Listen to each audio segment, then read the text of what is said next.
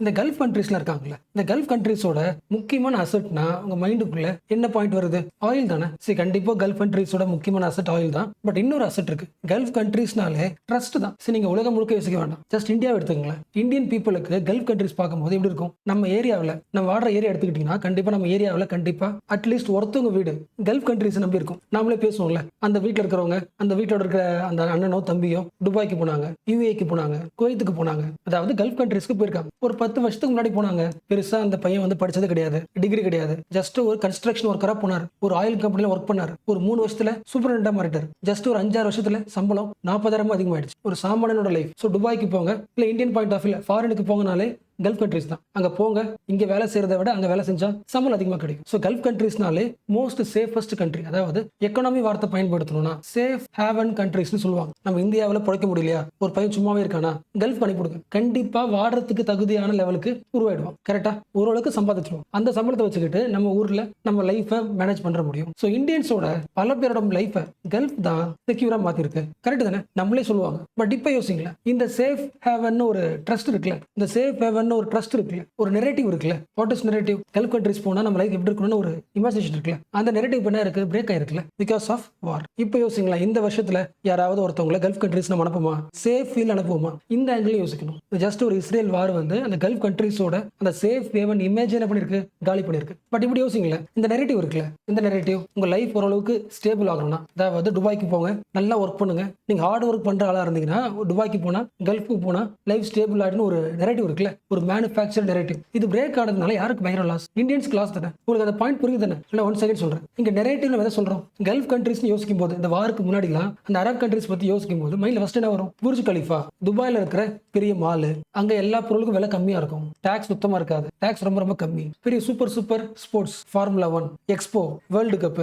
இந்த விஷயங்கள் தான் கல்ஃப் கண்ட்ரீஸ் தான் ஞாபகம் வரும். This is the manufactured narrative. அதாவது இந்த அரப் கண்ட்ரீஸ் யோசிக்கும் போது இந்த இமேஜினேஷன் வரதுக்காக தான் உருவாக்கப்பட்டது. இந்த ரீசன், இந்த பாயிண்ட்ஸ் எல்லாமே பார்த்தோம்ல, ஒரு லக்ஸுரி லைஃப் ஸ்டைல் இது மைண்டுக்குள்ள வந்துருச்சுனாலே கல்ஃப் கண்ட்ரீஸ்ல அதிகமாயிடும், டூரிசம் அதிகமாயிடும். நிறைய கண்ட்ரீஸ் என்ன பண்ணுவாங்க? இன்வெஸ்ட்மெண்ட்டை ஸ்ட்ராங்கா பிலீவ் பண்ணி காசு இன்வெஸ்ட் பண்ணுவாங்கல்ல. அப்ப அந்த எல்லா மேனுஃபேக்சர் நெரேட்டிவும் இந்த வார் என்ன பண்ணிருக்கு? காலி பண்ணிருக்கு. So what is the point? இது வந்து இஸ்ரேல் வர்சஸ் ஈரான் மட்டும் கிடையாது. இந்த வார்ல ஈரானோட ஸ்டேட்டோ இன்ஃப்ராஸ்ட்ரக்சரோ அது மட்டும் பிரேக் ஆகல, ஒட்டுமொத்த கல்ஃப் கண்ட்ரீஸோட இமேஜினேஷனுமே பிரேக் ஆயிருக்கு. அப்ப இது வரைக்கும் ஈரானை சுத்தி இந்த கண்ட்ரீஸ் எல்லாருமே என்ன பிலீவ் பண்ணியிருந்தாங்க?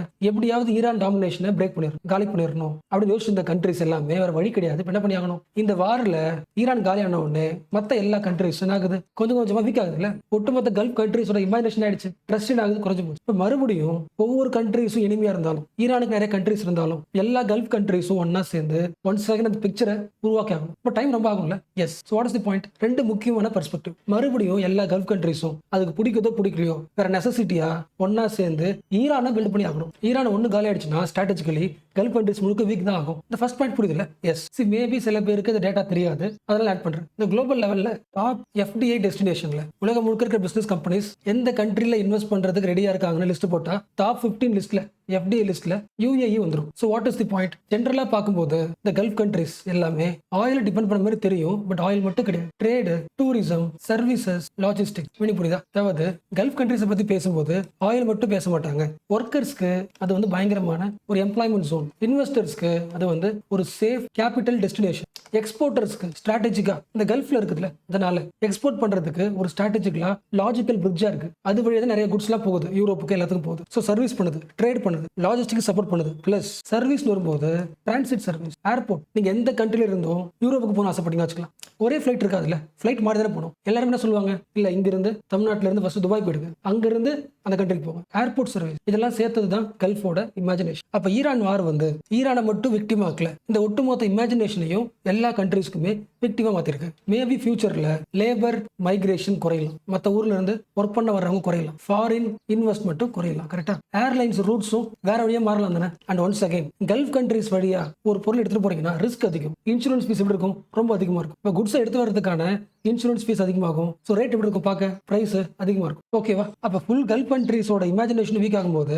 யாருக்கு சம்பளம் குறையும்? நான் பார்த்தோம்ல, நம்ம ஊர்ல நம்ம தெருவில் ஒரு வீடு இருக்குல்ல, கல்ஃப் கண்ட்ரீஸ் நம்பி காசு வருதுல, அவங்க சேலரி குறையும். அப்போ கல்ஃப் கண்ட்ரீஸோட இமேஜினேஷன் நெரேட்டிவ் வீக் ஆகும்போது இந்தியாவே அஃபெக்ட் பண்ணுது, இந்தியாவோட ஹவுஸ் ஹோல்டே அஃபெக்ட் பண்ணுது. பாயிண்ட் புரியுதுல? இந்த ஜியோ பொலிட்டிக்கல் ஷாக், இந்த வாரனால, இந்த ஸ்ட்ரைட் ஆஃப் ஹார்மோஸ்னால, இஸ்ரேல்னால, அமெரிக்கானால, ஈரானால ஒரு ஷாக் நடக்குதுல, இந்த ஷாக்னால ஃபர்ஸ்ட் பாதிக்கப்படுறது யாரு? இந்த ஷாக்கை ஃபர்ஸ்ட் அப்சர்வ் பண்ணி கஷ்டப்படுறது யாரு? பூர் ஒர்க்கர்ஸ். வேலை குறையும். இந்த அடுத்த 6 மாசத்துல அரப் கண்ட்ரீஸ்க்கு போலான்னு வெயிட் பண்ணிட்டு இருக்கிற யங்ஸ்டர்ஸோட லைஃப் என்ன ஆகும்? டிலே ஆகும். ஹைரிங் பண்ண மாட்டாங்க. சாலரிஸ் கண்டிப்பா அன்சர்டன் ஆயிடும். லிங்க் பண்ண முடியல. உங்களுக்கு தெரிஞ்சதுதான், 2024 மட்டும் இந்த கல்ஃப் கண்ட்ரீஸ்ல இருந்து 129 பில்லியனுங்க. 1 பில்லியனா 100 கோடி, 10 பில்லியனா 1000 கோடி, 100 பில்லியனா 10,000 கோடி. ஸோ இவ்வளோ காசு இந்த கல்ஃப் கண்ட்ரீஸ்ல ஒர்க் பண்ணி நம்ம யங்ஸ்டர்ஸ், நம்ம இந்தியன் ஹவுஸ் ஹோல்டுக்கு அனுப்பின காசு எல்லாமே டாலர்ஸ், ருபீஸ் கிடையாது. இவ்வளோ ரெமிட்டன்ஸ் அமௌண்ட் இந்தியாவுக்கு வந்திருக்கு. இந்த காசு எதுக்கு செலவு பண்ணுவாங்க? நம்ம ஈரா இருக்கிற அந்த வீடியோ எல்லாமே இந்த காசு நம்பி தான் லோன் கட்டுற ஃபீஸா இருக்கும், ரெண்டா இருக்கும், எஜுகேஷனா இருக்கும், ஹெல்த்தா இருக்கும். அப்ப அந்த இடத்துல ஒரு ஜாப் அன்செட்டிலா வரும்போது இந்தியாவில் இவ்வளவு பாதிப்பு ஏற்படும். கரெக்ட் தானே? நம்ம நிறைய பார்த்துருக்கோம்ல, இந்தியன்ஸ் நிறைய கண்ட்ரிஸ் ஒர்க் பண்றாங்க, உலகம் முழுக்க ஒர்க் பண்றாங்க. பட் 40% காசு எங்கிருந்து வருது? கல்ஃப் கண்ட்ரிஸ் மட்டும் வருது. அந்த 40% ஆஃப் அமௌண்ட் ஆகுது, அடி வாங்குது. அப்ப என்ன பண்ணி ஆகணும்? இது யாருக்கு லாஸ்? இந்தியாவுக்கு தான் லாஸ். அப்ப என்ன பண்ணி ஆகணும்? ஒன்ஸ் அகைன் ஈரானோட இன்ஃப்ராஸ்ட்ரக்சரையோ இல்ல கல்ஃப் கண்ட்ரிஸோட இமேஜையோ மறுபடியும் ஸ்டெபிலைஸ் ஆகிறதுக்கு, டெவலப் ஆகிறதுக்கு இந்தியாவோட கான்ட்ரிபியூஷன் அதெல்லாம் பார்ட்டிசிபேட் பண்ணி ஆகணும். ஏன்னா கல்ஃப் கண்ட்ரிஸோட இமேஜ் இந்தியன் பீப்புளுக்கான எக்கனாமிக் ஸ்டெபிலிட்டி. அதுலயும் யாரு? தமிழ்நாடு, கேரளா. அந்த 40% பார்த்தோம்ல, கல்ஃப் கண்ட்ரிஸ்ல காசு வருது இல்ல, டோட்டல் அமௌண்ட், அந்த அமௌண்ட்ல 9.7% தமிழ்நாட்டுக்கு மட்டுமே வருது. தமிழ்நாட்டுக்கு டைரக்ட் அஃபெக்ட் இருக்கு. ஒரு 9.7%, தோராயமா ஒரு 10% தமிழ்நாடு மக்களுக்கு வருது ரெமிட்டன்ஸா. ஸோ தமிழ்நாடு எக்கனாமியே பாதிக்குது. கேரளா ஸ்டேட்டோட டோட்டல் இன்கம்ல 25% income depends upon gulf countries. கேரளாவில் ஒரு 4 ரூபாய் இருக்குன்னா அது 1 ரூபாய் அங்கிருந்து வந்ததுதான். அப்போ India must heavily participate in redeveloping the gulf countries. So ஓகேல. ஸோ இந்த பெர்ஸ்பெக்டிவ் பத்தி தான் இன்னைக்கு லீட் ஆர்டிகல் பேசுது. ஹெட்டிங் படிங்களா, the war on Iran, Iran war and gulf shattered illusion. இப்போ ஓரளவுக்கு அந்த ஹெட்டிங் படிக்கும் போது இந்த ஐடியா புரியுதுல? எஸ். ஸோ ஓகேல. ஸோ இப்போ நீங்க சொல்லுங்களேன், இது வரைக்கும் பார்த்தோம்ல, இது எல்லாமே எந்த டாபிக்ல வருது? எப்படி சொல்லாமனு பாருங்க. போஸ்ட் வார் இம்பாக்ட்னு சொல்லலாமா? வாருக்கு அப்புறம் அந்த ரீஜன் எப்படி இருக்க போகுது, வார்னால அந்த ரீஜனோட இம்பாக்ட் என்ன? ஸோ இப்போ பார்த்தது ஒரு இம்பாக்ட் தானே. நிறைய ஆங்கிள் நம்ம ஆல்ரெடி பார்த்துருக்கோம். பட் இந்த கிளாஸ்ல பார்த்தது ஒரு இம்பாக்ட். என்ன இம்பாக்ட் பார்த்தோம்? எக்கனாமிக்கல் இம்பாக்ட், இல்ல ட்ரஸ்ட் பேஸ்ட் இம்பாக்ட், இல்ல நெரேட்டிவ் பேஸ்ட் இம்பாக்ட் பார்த்தோமா? இப்போ பார்க்க போறது இன்னொரு இம்பாக்ட். இது தெரிஞ்சது தான், ரொம்ப சிம்பிள் தான். பட் ஒன் செகண்ட் ரிமைண்ட் பண்றேன். இந்த இம்பாக்ட் நம்ம ஏன் பார்க்குறோம்? மோஸ்ட் ஆஃப் த கண்ட்ரீஸோட பிலீஃப் என்ன? இந்த வார்ல ஈரான் தோத்துருச்சுன்னா, ஈரானோட டாமினேஷன் குறைஞ்சு போச்சுன்னா ஆல்மோஸ்ட் வார் முடிஞ்சு போச்சு, எல்லாமே சரியாயிடும். அது ஒண்ணுதான் பிரச்சனை பண்ணிட்டு. ஈரானோட டாமினேஷன் குறைஞ்சு போச்சுன்னா எல்லாமே பீஸ்ஃபுல்லா மாறும். ஸோ இதுக்கப்புறம் எல்லாமே பாசிட்டிவ் சொல்றாங்களா? அப்படி கிடையாது. ஒரு டைரக்ட் ஃபெயிலியர் ஈரானுக்கு இருந்தாலும் அதோட கான்சிக்வன்சஸ் உலகம் முழுக்க ஸ்பில் ஓவர் ஆகும். அதுல ஒண்ணுதான் பார்த்தோம், ஒரு முக்கியமான டெஸ்டினேஷன், இன்வெஸ்ட்மெண்ட் டெஸ்டினேஷன் ஆகுது, வீக் ஆகும். ஸோ ஓகேவா? ஸோ போஸ்ட் வார் இம்பாக்ட் இந்தியாவிலே ரிஃப்ளெக்ட் ஆகும். இது ஒன்று எக்கனாமிக் ஆங்கிள் பார்த்தாச்சு. இன்னொரு இம்பாக்ட், இந்த வார்ல எவ்வளவுதான் ஈரானை காலி பண்ணாலும், இன்ஃப்ராஸ்ட்ரக்சர்லாம் அழிஞ்சாலும், ஈவன் ஸ்டேட் வந்து வீக் தான் ஆகுமே தவிர என்ன ஆகாது? டிஸப்பியர் ஆகும். அதுக்கு ஹிஸ்டாரிக்கலி நிறைய ப்ரூஃப் இருக்கு. நிறைய கண்ட்ரீஸ்ல வார் நடந்திருக்கு. ஃபார் எக்ஸாம்பிள் நார்த் கொரியாவில், ஈராக்ல அந்த வார் டைம்ல பார்க்கும்போது இந்த கண்ட்ரீஸ்லாம் தோத்து போன மாதிரி தெரியும், அந்த கவர்மெண்ட்டே காலியான மாதிரி தெரியும். பட் வீக் ஆயிருக்கும். வீக் ஆயிட்டு இன்னும் கொஞ்சமா டெவலப் தான் ஆயிட்டு இருக்கும். So what is the point? ஈரான்ல ஸ்டேட் வீக்கா இருக்கும், ஸ்டேட் இன்ஸ்டேபிள் பொசிஷன் இருக்கும். அந்த இன்ஸ்டெபிலிட்டி நிறைய இம்பாக்ட் ஏற்படும். ஃபார் எக்ஸாம்பிள் இந்த 2 வார்த்தை கேள்விப்பட்டிருக்கீங்களா? கோயர்ஷன் இது ஒரு வார்த்தை, கன்சென்சஸ் இது ஒரு வார்த்தை. நீங்களே சொல்லுங்களேன், ஒரு கண்ட்ரில இந்த கவர்மெண்ட் வந்து ரொம்ப ஹெல்த்தியா இருக்கு, ரொம்ப ஸ்ட்ராங்கா இருக்கு அப்படின்னா அந்த கவர்மெண்ட் மேல மக்களுக்கு ஒரு ட்ரஸ்ட் வருமா? இந்த கவர்மெண்ட் மேல மக்களுக்கு ஒரு அக்ரிமெண்ட் இருக்குமா? பேச முடியுமா? லாஜிக் புரியுதா? சரி, இப்போ நான் வந்து ஒரு ஸ்ட்ராங்கான பர்சன் வச்சு, ஒரு ஸ்ட்ராங் கவர்மெண்ட், என் மேல மக்களுக்கு ஒரு ட்ரஸ்ட் இருக்கு. அப்ப நான் என்ன பண்ணுவேன்? மக்கள்கிட்ட பேசுவேன். எந்த முடிவு எடுக்கிறதாலும் மக்கள்கிட்ட பேசுவேன். ஏன்னா நான் சொல்ற முடிவை, நான் சொல்ற பாயிண்ட கேட்பாங்க. பட் இப்ப இருக்கிற ஸ்டேட், ஈரான் ஸ்டேட் என்ன எப்படி இருக்கு? வீக்கா இருக்கு. ஒரு இன்ஸ்டேபிள் ஸ்டேட்டை அந்த ஊர் மக்கள் இல்ல கல்ஃப் கண்ட்ரிஸ் இருக்கிற மக்கள் வந்து அந்த வீக் ஸ்டேட்டை பிலீவ் பண்ணுவாங்களா? மக்களுக்கு அந்த ஸ்டேட் மேல ஒரு லெஜிட்டிமசி ஃபீல் வருமா? வாய்ப்பே கிடையாதுல்ல. ட்ரஸ்ட் குறையும். எப்பெல்லாம் மக்களுக்கு கவர்மெண்ட் மேல ட்ரஸ்ட் குறையுதோ, கவர்மெண்ட் பார்க்க எப்படி இருக்கும்? வீக்கா இருக்கும். வேற வழியே கிடையாது. கவர்மெண்ட் பண்ணி ஆகணும், கோயர்ஷனை பயன்படுத்தி ஆகணும். மக்களை அப்ரோச் பண்ணும், வாட்ச் பண்ணும், ஃபோர்ஸை பயன்படுத்தும். அது புரியுதா? ஸ்டேட்டை நம்பாம ட்ரஸ்ட் இல்லாம வீக்கா பார்த்தோன்னா நிறைய கலவரங்கள் வர வாய்ப்பு இருக்கு. ஸோ ஸ்டேட் என்ன பண்ணி ஆகணும்? ஃபோர்ஸை பயன்படுத்தி மானிட்டர் பண்ணி சர்வேலன்ஸ் பண்ணி ஒரு அடக்குமுறையில் வச்சுக்கிறதுக்கான ஒரு செட்டப்பை உருவாக்கும். ஏன்னா ஸ்டேட் எப்படி இருக்கு? வீக்கா இருக்கு, ஆல்ரெடி வீக். அப்ப பேசலாம், மக்கள் கிட்ட ஒரு விஷயத்தை பண்ண முடியாது. ஃபோர்ஸ் யூஸ் பண்ணணும். ஓகேவா? அப்ப அந்த வாருக்கு அப்புறம் இந்த கிரைசிஸ் ஈரான் என்ன மாற வாய்ப்பு இருக்கு? கவர்மெண்ட் மோர் அத்தாரிட்டேரியனிசமா மாறலாம். இதுக்கு பேர் ரொம்ப சிம்பிளா கிரைசிஸ் அத்தாரிட்டேரியனிசம். இந்த கண்ட்ரில போஸ்ட் வார்க்கு அப்புறம் ஒரு கிரைசிஸ் இருக்கிறதுனால வீக் ஸ்டேட்டா இருக்கிறதுனால அந்த கிரைசிஸை சரி பண்றதுக்காக ஒரு அத்தாரிட்டரியன் கவர்மெண்ட் அது ஃபார்ம் ஆகணும். உங்களுக்கு தெரியும்ல, ஈரான்ல அந்த ஸ்டேட்டோட கவர்னன்ஸ்ல 2 லேயர் இருக்கு. எலெக்டட் லேயரும் இருக்கு. பிரசிடென்ட், பார்லிமெண்ட், மக்களால் தேர்ந்தெடுக்கப்பட்ட எலெக்ஷன் நடந்திருக்கிற மக்களும் இருப்பாங்க. At the same time IRGC groups, revolutionary card groups, supreme leader இருப்பார். அப்ப இந்த டைம்ல யாரோட வாய்ஸ் ஸ்ட்ராங்கா இருக்கும்? எலெக்டட் லீடர்ஸ்க்கு வாய்ஸ் இருக்கு. ஆல்ரெடி கவர்மெண்ட் வீக்கா இருக்கு. இன்னும் ஸ்ட்ராங் பண்ணணும்னா அத்தாரிட்டரியனிசம் இன்னும் அதிகமாகும். இந்த ரெவல்யூஷனரி கார்டு, சுப்ரீம் லீடர், இந்த லேயருக்கு அதிகமான பவர் வந்து சேரும். So what is the point? இந்த வாருக்கு அப்புறம் மறுபடியும் கல்ஃப் கண்ட்ரீஸ்ல நீங்க பார்க்க போறது கோயர்ஷன் தான் தவிர பீஸ் கிடையாது. இது ஒரு வியூ. அடுத்த வியூ ஃபார் எக்ஸாம்பிள் வச்சுக்கலாம். ஈரானுக்கு இந்த வாரில் பயங்கரமான அடி, வீக் ஆயிடுச்சு. ஈரான் வீக்னா யார் stronger? Israel stronger, USA stronger. கரெக்டா? ஒரு வீக்கர் கண்ட்ரி ஒரு ஸ்ட்ராங்கர் கண்ட்ரி கூட டைரக்டா சண்டைக்கு போகாது போஸ்ட் வார்க்கு அப்புறம். ஏன்னா சம்படி வாங்கிருக்கு. அப்ப என்ன பண்ணும்? அசிமெட்ரிக் வார்ல ஸ்டார்ட் பண்ணும். What is asymmetric? முடிஞ்ச அளவுக்கு தெரியாம சண்டை போடுவாங்களே, இன்டைரக்ட் அட்டாக் பண்ணுவாங்களே. இந்த கண்ட்ரிஸோட டிஜிட்டல் சிஸ்டத்தை ஹேக் பண்ணலாம். அதாவது சைபர் வார்ஃபேர். சில பேருக்கு தெரியாது, மேபி சொல்றேன். இப்போ ஈரான் இஸ்ரேல் யோசிக்கும் போது இஸ்ரேல் தான் டெக்னாலஜி ஸ்ட்ராங் தெரியும். பட் சைபர் பவர்ல ஈரான் வந்து செம ஸ்ட்ராங். ஆல்ரெடி இந்த மாதிரி வேலை நிறைய பண்ணிருக்கு. US பேங்கிங் சிஸ்டத்தை டிஸ்ரப்ட் பண்ணிருக்கு. சவுதி அராம்கோ ஞாபகம் இருக்குல்ல, ஒரு 30,000 கம்ப்யூட்டர்ஸை டேமேஜ் பண்ணிருக்கு சைபர் வார்ஃபேர்ல. And once again proxy groups அதிகமாகலாம். டைரக்டா சண்டை போட முடியாது. ஸோ ப்ராக்ஸி குரூப்ஸை இன்னும் டெவலப் பண்ணலாம். நாடு பார்த்துக்கோங்களா, ஹெஸ்போல்லா, ஹவுதி. சிமிலர்லி மற்ற டிஃப்ரெண்ட் ப்ராக்ஸி குரூப்ஸ் வந்து இன்டைரக்டா சண்டை போடலாம். அண்ட் தேர்ட் உங்களுக்கு தெரியும், ஸ்ட்ரைட் ஆஃப் ஹார்மோஸ், அதை பிளாக்கேட் பண்ணி ஒரு குளோபல் லெவல்ல ஒரு டிஸ்ரப்ஷன் உருவாக்கலாம். ஸோ போஸ்ட் வார் இந்த வாரோட எண்ட்ல கண்டிப்பா பீஸா இருக்கணும்னு அவசியம் கிடையாது. ஈவன் பீஸ்டாக பேசி முடிச்சதுக்கு அப்புறமும் இந்த எல்லா டிஸ்ரப்ஷனையும் பார்க்கலாம். ஸோ ஓகேல, ஒரு கிளியர் இல்ல. அப்ப அந்த போஸ்ட் வார் கிரைசிஸ் நிறைய வகையான இம்பாக்ட் ஏற்படுத்தும். எக்கனாமிக்கல் இம்பாக்ட் ஏற்படுத்துது.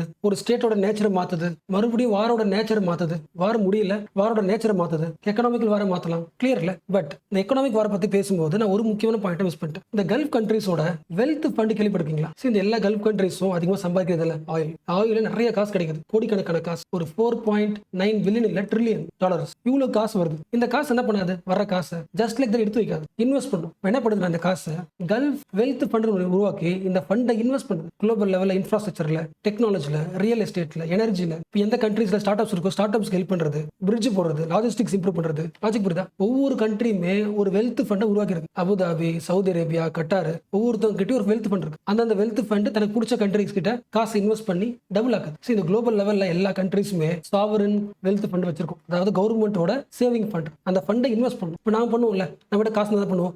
கோல்ட்ல இன்வெஸ்ட் பண்ணுவோம், ஷேர் மார்க்கெட் இன்வெஸ்ட் பண்ணுவோம். சும்மா வச்சிருக்க மாட்டோம்ல. அதே மாதிரி எல்லா கண்ட்ரீஸும் பேர் என்ன? சாவரன். அதோட வெல்த் ஃபண்டை என்ன பண்ண? இன்வெஸ்ட் பண்ணும். அவர் டோட்டல் வெல்த் ஃபண்ட்ல, இந்த குளோபல் லெவலில் இருக்க டோட்டல் வெல்த் ஃபண்ட்ல 38% of fund comes only from gulf countries. அவ்வளோ காசு. So gulf is called as global capital architect. அதிகமான மூலதனம் இருக்கிற கண்ட்ரீஸ் கல்ஃப். இப்போ அந்த இடத்துல அவ்வளோ கேபிட்டல் இருக்கிற இடத்துல வந்து எக்கனாமி வீக் ஆச்சுன்னா மற்ற எல்லா கண்ட்ரீஸ்ல இன்வெஸ்ட் ஆகிற காசு குறையும். இந்த கல்ஃபோட கேபிட்டல் இருக்குல்ல, நிறைய காசு இந்தியாவில் இன்வெஸ்ட் பண்றாங்க. இந்தியாவோட முக்கியமான ஸ்டார்ட் அப்ஸ்க்கு ஃபண்ட் கொடுத்துருக்காங்க. கிரீன் எனர்ஜிக்கு காசு கொடுத்துருக்காங்க. இப்போ என்ன ஆகலாம்? அந்த காசு கொஞ்சம் வீக் ஆகலாம். ஸோ ஓகே இல்ல. இப்போ இந்த ஆங்கிள் யோசிங்களேன். இந்த எல்லா இம்பாக்ட் பார்த்தோம்ல, இந்த போஸ்ட் வார் இம்பாக்ட்ல பார்த்தோம். இந்த எல்லா நெகட்டிவ் இம்பாக்ட்டுக்குமான காரணம் யாரு? வார்னு சொல்லலாம், இஸ்ரேல் சொல்லலாம். பட் இதுக்கு பின்னாடி இருக்கிறது யாரு? இந்த எல்லா இம்பாக்ட்டுக்கும் ஒரு ஆளா சொல்லலாம்னா யாரை சொல்லலாம்? அமெரிக்காவை சொல்லலாம். இதுக்கப்புறம் அமெரிக்காவை இந்த கல்ஃப் கண்ட்ரிஸ் நம்புமா? இதுக்கு முன்னாடி இருந்த அளவுக்கு ட்ரஸ்டா நம்புமா? நம்பாதுல. அதுக்கு நிறைய ரீசன் இருக்கு. பட் ஒரு முக்கியமான ரீசன், இந்த கல்ஃப் ரீஜன்ல இருக்கிற நிறைய கண்ட்ரிஸ்க்கு யாரை பிடிக்காது? ஈரானை பிடிக்காது. அப்ப ஈரான் கிட்ட இருந்து நம்ம ஸ்ட்ராங்கா இருக்கிறதுக்கு எல்லா கல்ஃப் கண்ட்ரிஸ் என்ன பண்ணுச்சு? அமெரிக்கா கிட்ட ஹெல்ப் கிடைச்சா? அமெரிக்கா என்ன பண்ணுச்சு?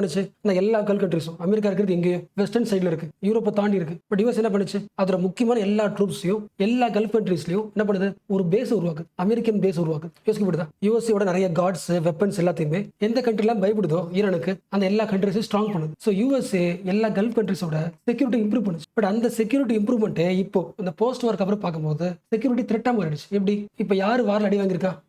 ஈரான் வீக் ஆயிடுச்சு. ஒருவேளை ஈரானுக்கு யூஎஸ்ஏ அட்டாக் பண்ணுவோம்னா, யூஎஸ்ஏ எங்கேயோ இருக்கு, அதை அட்டாக் பண்ண முடியாது. பட் அதுக்கு என்ன சான்ஸ் இருக்கு? தன்னை சுத்தி இருக்கிற எல்லா கல்ஃப் கண்ட்ரீஸ்லயுமே அமெரிக்காவோட மிலிட்டரி பேஸ் இருக்கு. அந்த பேஸ் அட்டாக் பண்ணலாம். சோ கல்ஃப் கண்ட்ரீஸ்ல ஈரான் நினைச்சா எந்த கண்ட்ரியை வேணா எப்போ வேணா டிஸ்டர்ப் பண்ணலாம். சோ ஃபியூச்சர்ல அமெரிக்காவோட மிலிட்டரி பேஸ் வந்து நம்ம ஊர்ல இருக்கிறது செக்யூரிட்டில ஸ்ட்ராங்கா யோசிக்கிறத விட செக்யூரிட்டி இஸ் டைலமா. சோ ஃபியூச்சர்ல அமெரிக்காவோட மிலிட்டரி பிரசன்ஸ் வந்து எல்லா கல்ஃப் கண்ட்ரீஸும் அக்செப்ட் பண்ண வாய்ப்பு கிடையாது. அமெரிக்காவோட மிலிட்டரி பேஸ் இருக்கிறதுனால அந்த கண்ட்ரியை மற்ற ப்ராக்ஸி குரூப்ஸ் அமெரிக்கா அட்டாக் பண்ற மாதிரி அந்த கல்ஃப் கண்ட்ரீஸ் அட்டாக் பண்ணுவாங்க. அப்ப யூஎஸோட பிரசன்ஸ் இருக்கிறது it is not encouraging, it is discourage. So this is the post war reality. அப்ப ஃபியூச்சர்ல இவ்வளவு பிரச்சனை இருக்கும். எக்கனாமிக்கல் லெவல்ல, த்ரெட் லெவல்ல, ஸ்டேட் லெவல்ல, இன்வெஸ்ட்மெண்ட் லெவல்ல, அதோட இமேஜினேஷன் ட்ரஸ்ட் லெவல்ல. அப்ப இது எல்லாத்தையும் சரி பண்ணணும்னா வேற வழியே கிடையாது. ஒரே பாயிண்ட் ஃபர்ஸ்ட் பார்த்தோம்ல, எல்லா கண்ட்ரீஸும் எனக்கு பிடிக்கலனாலும் மறுபடியும் ஒன்னா சேர்ந்து ரீடெவலப் ஆகும். சிச்சுவேஷன் நெசசிட்டியா எல்லாரையும் ஒன்னா சேர்ந்து ஒர்க் பண்றதுக்கான கண்டிஷனை உருவாக்கி தருது. ஸோ ஒன்ஸ் அகைன் கல்ஃபோட ஸ்டோரியை ரீரைட் பண்ணணும். இந்த ட்ரஸ்ட்டை மறுபடியும் கொண்டு வரணும். கல்ஃபோட ரீஜனல் ஐடென்டிட்டியை, அடையாளத்தை உருவாக்கும். அதுக்கு சேர்ந்து ஒர்க் பண்ணி தான் ஆகணும். ஓகே. ஓகேவா? அப்ப இந்த கண்டெக்ஸ்ட்ல எல்லா கல்ஃப் கண்ட்ரீஸும் ப்ளீஸ் ஒன்னா சேர்ந்து ஒர்க் பண்ணுங்க, இந்த உலகத்துக்கு பீஸ் முக்கியம் அப்படின்னு சேரிட்டா பேச தேவையில்லை. அவங்களாம் ஒன்னா சேர்ந்து ஒர்க் பண்ண வேண்டியது it is a necessity. The regional cooperation is necessary. இந்த கோஆபரேஷன்ல முடிஞ்ச அளவுக்கு இந்தியா பண்ணி ஆகணும், ஆக்டிவா பார்ட்டிசிபேட் பண்ணி ஆகணும். என்ன ரீசன்? நம்ம ஸ்ட்ரீட்ல இருக்கிற மக்களோட லைவ்லிஹுட் அதை நம்பி தான் இருக்கு. பாயிண்ட் புரியுதுல? அதாவது கல்ஃப் கண்ட்ரீஸை பொறுத்த வரைக்கும் இந்த கொலாப்ஸ்ட் ஈரான் இருக்குல்ல, இந்த வாருக்கு அப்புறம் எப்படி ஆக போகுது, ஸ்டேட் வீக்கா இருக்க போகுது, இன்ஸ்டேபிளா இருக்க போது பாக்குறோம்ல. இந்த கொலாப்ஸ்ட் ஈரானை விட ஸ்டேபிள் ஈரானே போதுமானது. கல்ஃப் கண்ட்ரீஸ்க்கு எது மோஸ்ட் டேஞ்சரஸ்? இந்த கொலாப்ஸ்டா ஈரான் மாறப்போகுதுல, இந்த கொலாப்ஸ்ட் ஈரான் தான் டேஞ்சரஸ். அதனால தான் ஸ்டேட் என்ன ஆக போகுது, இன்னும் ஸ்ட்ராங்கா மாறப்போகுது. யாரும் அட்டாக் பண்ணலாம், அமெரிக்கா மிலிட்டரி பேஸ் அட்டாக் பண்ணலாம். ஸோ வேற வழியே இல்லை, எல்லா கல்ஃப் கண்ட்ரீஸும் ஈரானுக்கு ஹெல்ப் பண்ணி தான் ஆகணும். ஹெல்ப் பண்ணி அதை இன்ஃப்ராஸ்ட்ரக்சர் அழிஞ்சு போச்சுல, அதை ரீகன்ஸ்ட்ரக்ட் பண்ணி ஆகணும். சரி, ஒன் செகண்ட் சொல்றேன். நமக்கு நியூஸ்ல ஈரான்ல இந்த பகுதி அழிக்கப்பட்டதுன்னு வந்திருக்கும். இன்ஃப்ராஸ்ட்ரக்சர்ன்றது ஜஸ்ட் லைக் நம்பர் கிடையாது. ஜஸ்ட் நீங்களே யோசிங்களேன், இந்த பாஸ்ட் மந்த்ஸ்ல நியூஸ்ல வந்திருக்கும்ல, ஈரான்ல இந்த பில்டிங் அழிக்கப்பட்டது, இந்த சிட்டி டிஸ்ட்ராய் ஆயிடுச்சு பார்ப்போம்ல, நிறைய சிட்டிஸ் டிஸ்ட்ராய் ஆயின்னு பார்த்துருப்போம்ல. நான் நேம்ல ஞாபகம் இருக்கேன். ஈரானோட கேபிட்டல் டெஹ்ரான். சில பேருக்கு இது நேமா தெரியும், பட் கம்பேர் பண்ணுங்க. டெஹ்ரானோட பாப்புலேஷன் மட்டும் 1 கோடி. சென்னையோட பெங்களூரோட பெருசு. கிட்டத்தட்ட ஈரானோட பொலிட்டிக்கல் நர்வ் அது, எக்கனாமிக்கல் இன்ஜின், அட்மினிஸ்ட்ரேட்டிவ் ஹார்ட். யோசிக்க முடியுதா? சென்னை யோசிங்களேன். இந்தியாவோட சென்னை அட்டாக் பண்ணியாச்சு. சென்னைன்றது தமிழோட ஹெட் குவார்டர். சென்னை போயிடுச்சுன்னா, சென்னை செம்ம அழிஞ்சு போச்சுன்னா, அங்கதான் சட்டமன்றம் இருக்கு, அட்மினிஸ்ட்ரேஷன் இருக்கு, எக்கனாமியே இருக்கு. அப்ப அதுவே அடி வாங்கிடுச்சுன்னா தமிழோட எக்கனாமி ஆகும். யோசிக்க முடியுதா? அப்ப டெஹ்ரான் அழிஞ்சு போனதுன்றது ஜஸ்ட் இன்ஃப்ராஸ்ட்ரக்சர் ஒரு வார்த்தை மட்டும் கிடையாது. அதே மாதிரி தான் இஸ்ஃபகான், இந்த வார்த்தை கேள்விப்பட்டிருப்பீங்களா நியூஸ்ல? எப்படி டெஹ்ரான் வந்து ஒரு கேபிட்டலோ, எக்கனாமிக் கேபிட்டலோ, பொலிட்டிக்கல் கேபிட்டலோ, திஸ் இஸ் கல்ச்சரல் கேபிட்டல். ஈரானோட ஏன்ஷியன்ட் சிவிலைசேஷனோட ப்ரூஃப் அது. யுனெஸ்கோ வேர்ல்ட் ஹெரிடேஜ் சைட்ல, யுனெஸ்கோவோட வேர்ல்ட் ஹெரிடேஜ் சைட்ல இந்த சிட்டி இருக்கு. One of the important industrial hub. அதுவும் போயிடுச்சு. Shiraz again cultural capital, universities, refineries நிறைய இருக்கு. So what is the point? எல்லா முக்கியமான சிட்டிஸ் அழிக்கப்பட்டுச்சுன்னா administration loss, economic collapse, industries வந்து டீஸ்டெபிலைஸ் ஆயிடுச்சு. அப்ப கண்டிப்பா எதிர்க்காது. அந்த ஃபுல் கண்ட்ரிக்கு எலக்ட்ரிசிட்டி சிஸ்டமே காலியா இருக்கும்ல, கொலாப்ஸ் இருக்கும்ல. அப்ப எலக்ட்ரிசிட்டி கொலாப்ஸ் தான் hospital collapse, school collapse, food storage, factories எல்லாம் நின்று போயிடும்ல. எலக்ட்ரிசிட்டி மறுபடியும் வர வரைக்கும் எல்லாமே என்ன ஆயிடும்? எல்லாம் ஷட் டவுன் தானே. இப்போ யோசிங்களேன், இது எல்லாமே மறுபடியும் ரீஜென்ரேட் ஆகிறதுக்கு எத்தனை வருஷம் ஆகும்? ஜெர்மனி யோசிச்சு பாருங்களேன். வேர்ல்டு வார் 2க்கு அப்புறம் டெவலப் ஆகிறது எத்தனை ஆச்சு? 3 தலைமுறை ஆச்சுல. அப்ப வாருக்கு அப்புறம் ஈரான் அப்படியே விட்டுட்டா, ஒரு கொலாப்ஸ் கண்டிஷன் விட்டுட்டா யாருக்கு ஆபத்து? சுத்தி இருக்கிற கல்ஃப் கண்ட்ரீஸ்க்கு ஆபத்து. எப்படி? அந்த கண்ட்ரில இருந்து மில்லியன்ஸ் ஆஃப் ரெஃப்யூஜிஸ், எலக்ட்ரிசிட்டியே இல்ல, தண்ணி இருக்காது, எல்லாரும் மத்த ஊருக்கு வந்துருவாங்க. மத்த எல்லா கல்ஃப் கண்ட்ரீஸ்லயும் மைக்ரேஷன் கிரைசிஸ் வந்துடும். அப்ப எல்லா கண்ட்ரீஸோட பார்டர் ஆகும் ஸ்ட்ராங்கா இருக்க முடியுமா? பார்டர் ரொம்ப வீக் ஆயிடும். பார்டர் வீக் ஆயிடுச்சுன்னா நிறைய மிலிட்டரி ட்ரூப்ஸ் ஆகும், ஈஸியா உள்ள வரும்ல. அப்ப ஜஸ்ட் ஈரான் ஒரு இடம், அந்த ஒரு சென்டர் பீக் வந்து கிளாஸ் ஆகும்போது ஒட்டுமொத்த ரீஜன்லயும் எல்லா பார்டர் வீக் ஆகும், ஆர்ம்ஸ் ஈஸியா சப்ளை ஆகும், ஒட்டுமொத்த கல்ஃப் ரீஜன் என்ன ஆகும்? டிஸ்டெபிலைஸ் ஆகும். அப்ப எல்லா கல்ஃப் கண்ட்ரீஸுக்கும் கொலாப்சிங் ஈரான் தேவைப்படாது, ஓரளவுக்கு ஃபங்க்ஷன் ஆகிற ஈரான் தேவைப்படுது. அப்ப கொலாப்சிங் கண்டிஷன்ல இருந்து மறுபடியும் ஃபங்க்ஷன் ஆகிற இடத்துக்கு ஈரானை கொண்டு வருவது நெசசிட்டி. இல்லைன்னா மற்ற கண்ட்ரீஸ்குள்ளேயும் டெரரிசம் அதிகமாயிடும். யோசிக்க முடியுதா? ஈரானோட பாப்புலேஷன் என்ன? 88 மில்லியன். 1 மில்லியன் 10 லட்சம், 10 மில்லியன் 1 கோடி, 8 கோடி மக்கள். ஜஸ்ட் ஒரு 10 வருஷம் வச்சுக்கலாம். இந்த கிரைசிஸ்னால, இன்ஃப்ராஸ்ட்ரக்சர் லாஸ்னால, டீஸ்டெபிலைசேஷனால ஒரு 10% மக்கள் வெளியே போறாங்க வச்சுக்கலாம். விச் மீன்ஸ் 8 மில்லியனா, 9 மில்லியனா, 90 லட்சம் மக்களா? 90 லட்சம் மக்கள் வந்து எல்லா ஸ்டேட்ஸ்லயும் பரவுனா எப்படி இருக்கும்? எக்ஸாம்பிள் சொல்றேன். இந்த 10% மக்களே எவ்வளவு? 90 lakhs. கட்டார் இருக்குல்ல, கட்டாரோட பாப்புலேஷன் 30 lakhs. அந்த மைக்ரேஷன் பண்ற மக்களே அவ்வளவு இருக்காங்க. ரெஃப்யூஜா மாறினாங்கன்னா மத்த பிளேஸோட அந்த பாப்புலேஷன் பாதிக்கும், அவ்வளவு கொலாப்ஸ் ஆகலாம். அண்ட் உங்களுக்கு தெரியும், இவ்வளவு கொலாப்ஸ் ஆனதுக்கு அப்புறம் அந்த ஸ்டேட், ஈரான் ஸ்டேட் ஸ்ட்ரைட்டா ஃபார்மர்ஸ் சும்மா ஃப்ரீயா விட்டுருமா? எல்லா கண்ட்ரீஸ்க்கும் போற ஆயில அட்டாக் பண்ணும். அமெரிக்கா என்ன பண்றோம்? நமக்கு செட் ஆகாது, வெளியே போயிடும். ஆப்கானிஸ்தான் விட்டு வெளியே போன மாதிரி ஈஸியா நீங்க பாத்துன்னு விட்டு போயிடும். ஸோ செக்யூரிட்டி இருக்காது, எக்கனாமிக் கொலாப்ஸ் ஆயிடும். இப்போ அந்த கண்டிஷனுக்கு போகாம இருக்கணும்னா ஈரானை கல்ஃப் கண்ட்ரீஸ்லாம் சேர்ந்து ரீடெவலப் பண்றது நெசசிட்டி. அண்ட் ஃபர்ஸ்ட் சொன்ன மாதிரி அந்த ரீடெவலப்மெண்ட் பிளான்ல இந்தியா கண்டிப்பா ஒரு ஆக்டிவ் பிரிட்ஜா இருக்கணும். ஏன்னா இந்தியன் பாப்புலேஷன் நம்ம தெருவில் நம்ம ஊர் மக்களும் அடிபடுறாங்க. நீங்க சொல்லுங்களேன், இந்தியா, UAE, இந்தியா, சவுதி, ஒவ்வொரு தனித்தனி கல்ஃப் கண்ட்ரீஸ் கூடயும் பயங்கரமான எக்கனாமிக் லிங்கேஜ் இருக்கு. இன்ஃபேக்ட் சொல்லணும்னா 2015 இருந்து 2024 லாஸ்ட் 10 இயர்ஸ்ல 15 தடவை, 10 வருஷத்துல 15 தடவை நம்ம இந்தியன் பிரைம் மினிஸ்டர் மோடி வந்து UAEக்கு போயிருக்காரு. அது மட்டும் இல்ல, UAE என்ன பண்ணிருக்கு? மோடிக்கு ஒரு கௌரவமான பதவி கொடுத்திருக்கு, order of Zayed, highest honour கொடுத்திருக்கு. அப்ப எக்கனாமிக்கல் லிங்கேஜ் இருக்கு, ஒரு டிப்ளமேட்டிக் ரிலேஷன் இருக்கு. ஸோ கல்ஃப் கண்ட்ரிஸ் ஸ்டெபிலிட்டியை ரீடெவலப் பண்றதுக்கு இந்தியா ஷுட் கான்ட்ரிபியூட்.